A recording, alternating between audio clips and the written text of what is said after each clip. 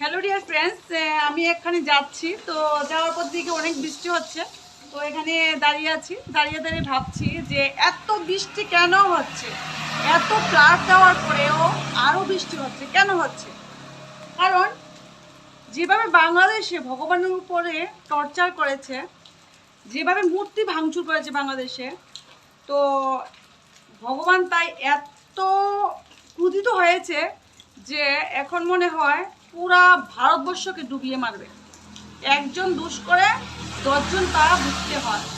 তাই মনে হয় ভগবান সত্যি অনেক ক্রোধিত হয়ে আছে, তাই এত বৃষ্টি। আর আমার মনে হয় বাংলাদেশকে ডুবিয়ে মেরে দেবে, ডুবিয়ে বাংলাদেশকে শেষ করে দেবে। কারণ যে হারে বৃষ্টি হচ্ছে, বৃষ্টি এত ফ্লাডের পরেও বৃষ্টি কমছে না। তার মানে সত্যি মানে ভগবানের উপরে অনেক অনেক টর্চার হয়েছে। যেভাবে বাংলাদেশে যেভাবে মূর্তিগুলো ভাঙচুর হয়েছে, এত সহজে কি মাপ পেয়ে যাবে? মানুষকে ধোঁকা দিতে পারবে কিন্তু ভগবানকে নয়। বুক করো, করো বুক। এখন বাংলাদেশের প্রত্যেকটা মানুষ বুক করো, করতে থাকো। এখন আমি রিয়েলাইজ করতে পারছি যে কেন এত ফ্লাড হচ্ছে। আমার পুরা জল মনে বাংলাদেশকে ডুবিয়ে দেবে। বাস এটাই আমি বুঝতে পারছি এখন। টাটা।